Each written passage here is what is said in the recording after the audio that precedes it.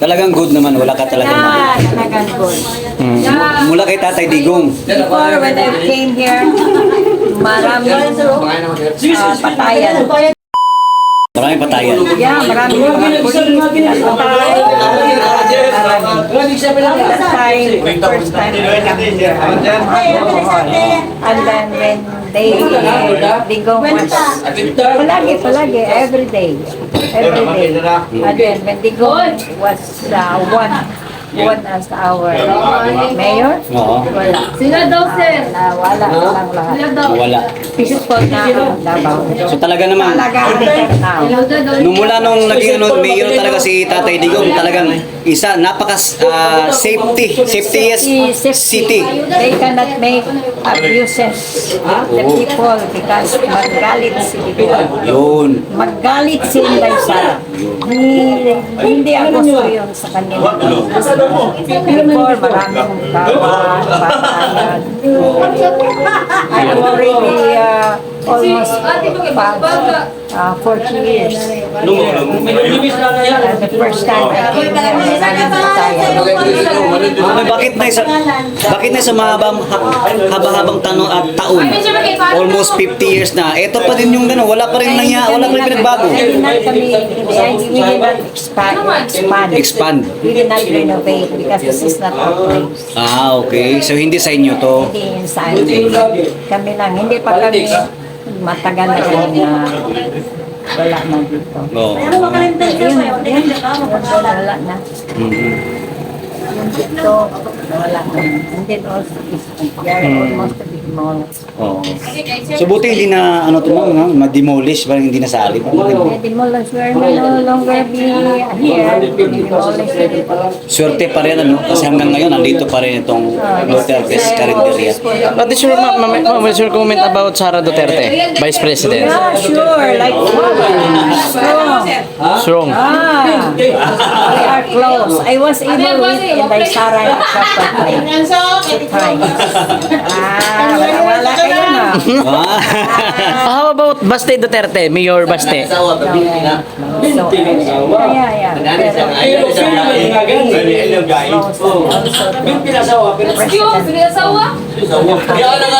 Okay. Nay, anong masasabi mo ngayon, Nay, na talagang yung tumitira ngayon kay Inday Sara? Lalo na yung Sara resign daw. No. You do not expect that. Hindi yun. Totoo is totoo. Ang nangyari sa Pilipinas.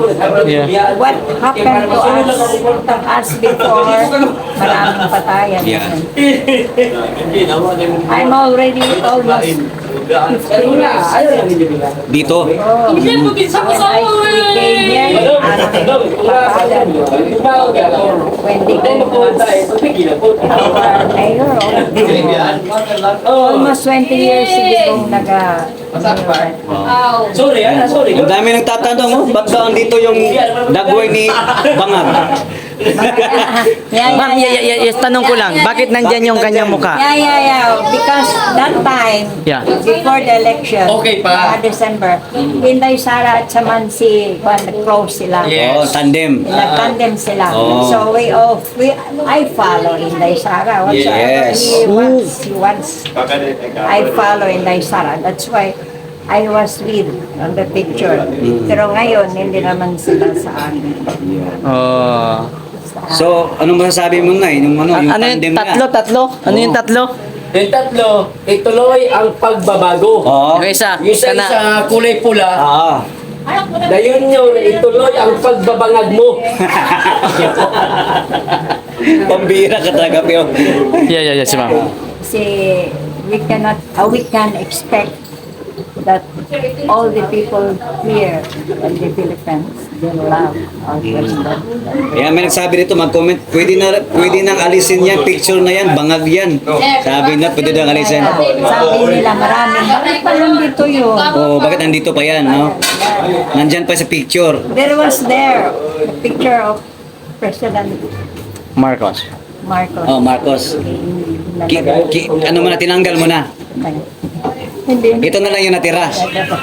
Kasi ipapaliwanag ko lang, yung panahon na yan, yun yung ano, yung talaga yung tandem ng ano, Yeah, unit team. Hindi, Sara. So since nakaano naman, ano ba yan siya? Nakalaminate yan? Ay, nakaano yan ay? Hindi. Ayan. Ito? Oo. Yeah. May glass ba yan? Wala. So pwede, anytime pwede tanggalin, no? Ayan. Hindi, naka ano eh, naka-fix yan. Oo. Okay. Salamat. Kamusta mga tol? Kamusta ang pagkain? Salamat sa cook. Taga Davao mo, taga Davao. Davao good. Unsa may inyong obserbasyon okay ang Davao sa pamumuno ni former president? Karon yung kaning administrasyon karon kaning Bongbong Marcos ba? Unsa nagmahalan ang mga baraklon no? Unsay komento mo na? Taga na kayo mga kuwan. Ako na may mahal na yung mga bugas. Mahal na mga bilhin. Mahal na no. Wala kato mga pangako, wala gyud. Nasa una kayo. Lain gyud no. Iyan. Kapatan, mga inawat, mga Okay, salamat mga tol. Thank you. Salamat kayo.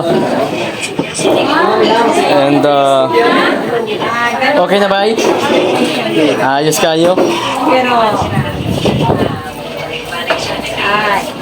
still, Inday Sara will be our president. For 2028. Ayun! Talagang solid yan, no? Yeah. Sara Duterte for 2028. Kahit anong panira nila, hindi yan tatalab sa mga Duterte. They cannot destroy the family. Okay. No one can destroy the family of. I'm already here, the Davao City, almost 50. We are making many words against them. Nay, dagan nagsulti na yun. Ila dong papaon, ila dong buraon ng mga Duterte sa Davao. Hindi sila makabura. Di na makayang burahin. Kasi nagpadala nga ng 2 batalyon sa And okay bye. Okay kayo? So nakarating din kami dito. Maganda. And dati nakikita ko lang to sa post ni former President Rodrigo Duterte. Anong intention nila? Bakit nagpadala yung... But at this time, nakarating tayo dito. Hindi, parang wala lang. Goods. Hindi nalaman yun. Yan. Simple lang guys, katong kinakauna ng ating dating Pangulong Duterte o kaning si Vice President Inday Sara Duterte. No? So once again, maraming salamat sa inyong patuloy na suporta dito po sa Vista Queros. Ayan no. Before natin tapusin ang video, papakita ko muna sa inyo ang iba't ibang anggulo dito. Sa atin lang, no? Mga sulit talaga. Ang dati kasi yung mga sulit talaga. Kaya mga Duterte. Talagang